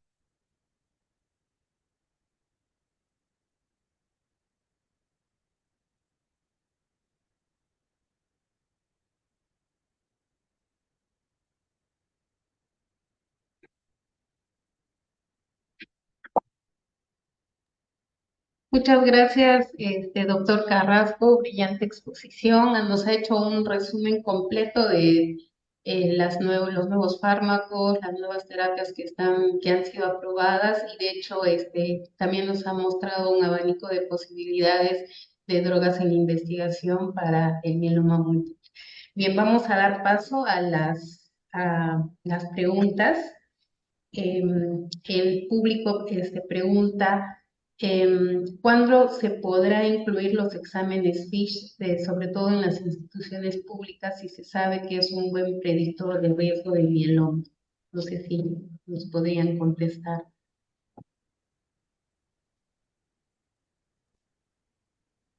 Yul, ¿tú primero? Sí, Sí, está a bien. ver, bueno, de lo que nosotros hemos intentado que se incluya el FISH en el INEM, lo que hemos obtenido por respuesta es de que no se tienen las sondas y que básicamente no hay el proveedor, ¿no? Entonces, sí se tiene la tecnología, lo que no se tiene es las sondas. Entonces, como no, por lo menos no hay un plan a corto plazo de que se esté implementando, por lo menos en la parte pública, ¿no? Lo que sé es que a nivel privado sí hay laboratorios que están ofreciendo el servicio de la prueba, pero no, en la parte pública yo lo veo en verdad algo muy alejado. Sí, para Bien. complementar, Shirley. Sí, ese es un gran espacio que no hemos llenado como especialistas. Y quien ha formulado la pregunta claramente sabe de que eso determina el riesgo de los pacientes. Es importante la estratificación del riesgo al debut, que nos permita a nosotros apuntar apropiadamente, si se quiere, tripletas o cuatripletas, ¿no? Para poder controlar mejor la enfermedad. El FISH tiene toda una historia, toda una historia. Inicialmente lo llevaban a Colombia y nos daban algunos resultados. Hemos mandado casi como 20 o 30 muestras por ahí, pero lamentablemente no nos daban las respuestas que uno quería. Existen algunos proveedores locales que siguen ofreciendo el proceso, pero lo siguen mandando al exterior, lo cual no soluciona en mucho, ¿no? Y eso es uno de los temas que he discutido con el doctor Poletti, es un colega patólogo, él es egresado del INEM hace mucho tiempo y precisamente es uno de los investigadores en AngloLab. Y estamos insistiendo diciendo que este es un requerimiento importante por el volumen de pacientes que tenemos en la clínica, que inclusive puede en forma relevante aumentar con el apoyo para otras instituciones, pero de contarlo en nuestro medio. No es complejo. Yo creo que nuestra función como especialistas es apuntalar eso y yo espero que en los siguientes 3 a 4 meses tengamos sorpresas de que se pueda ofrecer el servicio muy accesible para nuestro medio. Muchas gracias. Sí, pues ese es el problema de repente de no hay proveedor en el Perú y probablemente, de hecho, cada institución está haciendo el mayor esfuerzo y esperemos que sí se concrete, que en un par de meses podamos tener esa prueba. Este, otra pregunta, mientras van haciéndonos las preguntas, ¿cuándo cree que, eso para el doctor Carrasco, cuándo cree que podamos contar con estas nuevas terapias? ¿Es de repente un poco futurista o más bien tendríamos que trabajar las instituciones de manera conjunta como para poder acceder a estas nuevas terapias, tener Carticel? Nos ha La- mostrado que el grupo latinoamericano está haciendo un esfuerzo. sí. Este, Bueno, en forma concreta yo creo que el problema del mieloma en el Perú es que no estamos diagnosticando muchos casos, ¿no? El doctor Yul nos ha mostrado datos del Globocam, pues sin embargo, yo ahí veo claras diferencias de la incidencia, ¿no? Por ejemplo, mencionan 2.1, sin embargo, por 100.000 habitantes. He visto cifras bastante alarmantes. Se están investigando cada vez más la incidencia y se ve de que está en el rango de 7 por 100.000. Eso haría casi 70 pacientes por millón y que para nuestro país pudiera ser hasta 2.000 casos nuevos al año. Y eso es alarmante porque esto también ha sido evaluado en otros países latinoamericanos, como en Colombia, que también tienen lo mismo, ¿no? O sea, tienen un subregistro en relación a la detección. Y acá va un mensaje importante para todos los colegas que están en regiones, ¿no? El CRAF famoso, alteración del calcio renal, anemia y alteraciones de los huesos, que debe ser un punto importante para comenzar a trabajar. Yo creo que lo primero que hay que hacer como país es trabajar profundamente la educación para efectos del diagnóstico y pronto inicio de terapia, porque el Perú es un país del cáncer avanzado, ¿no? Y ustedes lo ven en el INE todos los días, ¿no? El cáncer avanzado, no. Tenemos que hacer un diagnóstico rápido y las instituciones tienen que sintonizarse para trabajar pronto en el diagnóstico e inicio de la terapia. Dicho esto, sí va a haber un grupo de pacientes que van a requerir sin duda terapias después de la tercera línea. Y este grupo de pacientes, bueno, ya tenemos en nuestro medio un biespecífico, ha comenzado hace muy poquito y la experiencia local ya la tenemos. El biespecífico es el que se coloca subcutáneo, tiene una muy buena eficiencia, pero hay que saber manejar la medicación. Y sobre el uso de los CAR-T-cells, que es una, digamos, obsesión de muchos de nosotros o de los CAR-NK, yo creo que este grupo latinoamericano ya los viene trabajando y lo viene haciendo a pasos acelerados. El grupo se está centralizando en Bogotá y en Bogotá se están nutriendo de la experiencia que ya tiene en España la Universidad de Barcelona. Fíjense ustedes, en Barcelona los CAR-T se producen dentro de la universidad y la disponibilidad para los pacientes es muy accesible en relación a los precios. Bueno, se tiene ese nexo Barcelona con los colegas de Colombia a efectos de poder contar con la transferencia tecnológica necesaria. Eh, yo conozco un poco el tema de producción, sin embargo, puedo entender de que no es tan complejo, no es tan complejo, pero sí se requiere el compromiso a efectos de poder, como región, tener uno o dos centros para efectos de producción y luego para poder utilizar la medicación de ser necesario. El único objetivo o problema que estamos viendo es que eh, los centros académicos no son centros productores de medicamentos. Entonces puede haber ahí un problema regulatorio. O sea, en el tema regulatorio, que es exactamente lo que está pasando en España, es Barcelona produce sus biespecíficos perfectamente, pero el tema regulatorio es la aprobación por la entidad regulatoria. Eso, te imaginas, acá en nuestro medio pudiera ser todo un reto. Sin embargo, vemos si estamos explorando alternativas a efecto de, aún siendo CAR académicos, ciertas instituciones acreditadas puedan de alguna manera acceder para dar esa terapia. Yo creo que en este 2025 debe haber avances sustanciales. Se está reuniendo el grupo mensualmente. Va a tener una reunión final en el mes de diciembre durante el ASH. y en la cual vamos a ver en forma concreta y calendarizada la posibilidad de contar con ella. El CAR-NK sigue siendo experimental y eso se dará en el contexto de desarrollos clínicos. CAR-T, de manera académica, pudiera tener un acceso a través de ciertas instituciones, pero centralizada a través de la cooperación Colombia-España. Gracias. Esto es para el doctor Vázquez. A la luz de los conocimientos actuales y a lo largo de la evolución del tratamiento del mieloma, ¿cuál cree que debería ser una buena primera línea tanto para pacientes candidatos a trasplante y no trasplantes en el contexto de realizar un protocolo nacional? O sea, para que todos tengan acceso. Creo que lo que está accesible y no lo veo como algo, lo veo como algo en realidad factible, es de que puedan recibir una tripleta con bortezomib, lenalidomida, dexametasona. De hecho que hay experiencia en la parte privada donde esos pacientes, donde reciben el tratamiento de manera regular, con evaluaciones cercanas, manejo de complicaciones y finalmente son trasplantados. Al revisar los datos que se presentaron en el ASH, son bastante alentadores. Yo creo que el estándar de primera línea a nivel nacional y que finalmente pueda ser factible, tendría que ser bortezomib, lenalidomida, dexametasona. El, Uno quisiera una cuadrupleta, pero si hay ahorita dificultad en usar el anti-CD38 o para usar daratumumab como tratamiento de rescate, mucho menos va a pasar a primera línea.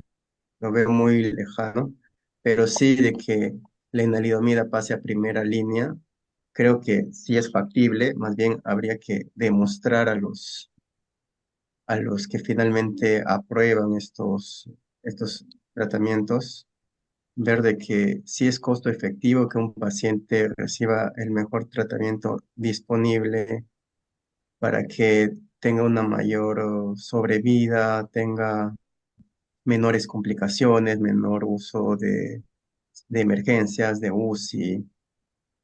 El, Hace poco, como había mencionado, se presentó el expediente para que pueda ser evaluado la inclusión de la enalidomida en primera línea junto con otros medicamentos. En esta inclusión de medicamentos no incluidos en el PNUME, esperemos de que salga, que tenga una respuesta positiva, ¿no? Si finalmente se implementa en el INE, yo creo que se podría implementar a nivel nacional. Ujú. Ok, sí, eso es muy importante, no solamente tener el acceso, sino también que los pacientes puedan recibir de manera regular para obtener mejores resultados, ¿no? Finalmente voy a pedirles un comentario a cada uno, si nos pueden brindar, doctores, un comentario Sí, final. puedo yo comenzar lo siguiente. Totalmente de acuerdo con Jules sobre el tema de la tripleta con BRD, que es lo que en el mundo se viene trabajando. Creo que tanto bortezomib como lenalidomida tiene hoy por hoy genéricos de altísima calidad y con bioequivalencia. Uno de los temas muy importantes es de que la terapia inicial de Belcade, Revlimid, dexametasona era sumamente alta y cara porque eran las moléculas originales. Hoy por hoy muchos países han hecho estudios y eso no es solamente para mieloma, es para leucemia amiloide crónica, para el LLC, para la LMA en la cual con bioequivalentes y con estudios de bioequivalencia puedes tú perfectamente hacer tu tripleta, lo cual te lleva a una accesibilidad importante.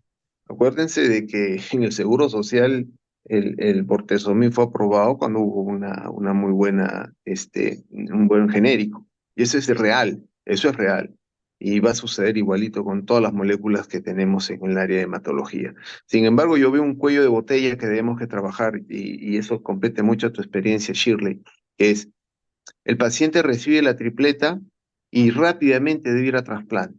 Ujú. Aquellos que requieren trasplante, que es un importante grupo, tienen que ir a trasplante. Sin embargo, nuestra accesibilidad a trasplante autólogo no es la que quisiéramos, Así es. ¿no? Entonces, ¿De qué hablamos? Perfecto. Estamos demorando en el diagnóstico, no tenemos el FISH. Bueno, apuremos el diagnóstico, refiramos más, ojalá pronto tengamos el FISH, demos nuestra tripleta, pues tenemos que hacer la otra parte, que es que aquellos pacientes que tienen que ir a trasplante, en muy poquitas semanas debe realizarse el procedimiento. Vemos de que la demora en trasplante autólogo puede llegar fácil hasta 2 meses y me quedo corto quizás. Y eso es porque tenemos muy poquitos centros trasplantadores y esa es una obligación también de la parte académica y la parte regulatoria, que el acceso al trasplante autólogo sea rápido, que sea más accesible y a nivel nacional. Tenemos Ahora, importantes apoyos y desarrollos en regiones, pero pues necesitamos más. Y eso nos lleva a nosotros a pensar de que ese circuito que es el diagnóstico, tu estratificación, tu tripleta de inicio y tu pronto inicio a trasplante, te llevará a tener una población importante tratada y evitemos, es muy bonito hablar de las terapias innovadoras, de tercera línea, para más, pero lo que tenemos que hacer es que no lleguen, ¿no? Sino que precisamente comiencen la primera parte del circuito y se mantengan en remisión lo mayor tiempo posible porque hemos hecho la primera parte de la tarea en forma apropiada. Eso sería mi reflexión final y obviamente agradecer a todos ustedes por la oportunidad. Sí, de acuerdo con lo que dijo el doctor Carrasco, creo que hay que poner bastante énfasis en la parte del diagnóstico. Hay pacientes que están meses con insuficiencia renal, con anemia, con dolor óseo y que demoran en diagnosticarse, pacientes que llegan a la emergencia con compresiones medulares, con fracturas. Hay varios casos sonados incluso que llegaron a fallecer incluso por una demora en el diagnóstico y un inicio tardío de tratamiento. Como mencioné, cuando los pacientes son diagnosticados tenemos que catalogarlos como si es candidato o no es candidato a trasplante, porque de eso va a depender. Sí hay que referir rápidamente a los pacientes para que puedan trasplantarse. Es lo que ha demostrado aumento de sobrevida global en los pacientes. Y ya hablando un poco de los pacientes que no son candidatos, creo que habría que intentar tratar más a los pacientes. Lo que he visto últimamente es de que hay muchos, incluso dentro de mismos los médicos especialistas que manejamos en plazas hematológicas, como que hay un submanejo de los pacientes con mieloma múltiple. Un paciente que pueda tener una edad avanzada, aún así puede recibir tratamientos orales. Creo que hay mucho este tema de mandar a tratamiento paliativo, estrictamente paliativo a pacientes que ya sea solamente por la edad uno cree que no debería recibir tratamiento, pero vemos de que hay pacientes de 80, 85 años que fácilmente pueden beneficiarse de tratamientos orales para mieloma y eso hace que no tengan estas complicaciones a corto plazo de hipercalcemias, insuficiencias renales, siempre y cuando las complicaciones infecciosas sean manejables. Creo que mientras más casos con pacientes con mieloma múltiple ves, puedes darte cuenta de que no es tan fácil catalogar a un paciente como que no va a recibir tratamiento. Sí deberíamos ir, eh, creo que sí deberíamos manejar esos pacientes tal vez con un seguimiento más cercano. O sea, lo que quiero decir de que tratemos de que nuestros pacientes no sean catalogados tan fácilmente como solamente tratamiento paliativo, ¿no? Porque eso en verdad acorta su sobrevida. Obviamente los pacientes van a fallecer, pero van a fallecer por la insuficiencia renal, por un tema de hipercalcemia, fracturas, cuando tal vez se hubiera podido manejar eso, ¿no? excelente, gracias. Bueno, en resumen, el tratamiento precoz, el acceso a los medicamentos, un tratamiento de manera regular, acceso al trasplante, porque ¿por qué no es descentralizar el trasplante? Nuevos centros no solamente en la capital, sino en provincia, no solamente para esta patología, sino para otras. Bien, muchas gracias. Agradecemos a los excelentes ponentes, a nuestros invitados. Han sido muy informativos, charlas muy enriquecedoras y muy actuales. Muchas gracias, doctores. Agradecemos a todos los participantes y al Colegio Médico por la organización de este evento y esperamos tenerlos en otra oportunidad. Muchas gracias y buenas noches. Gracias. Buenas Gracias. noches.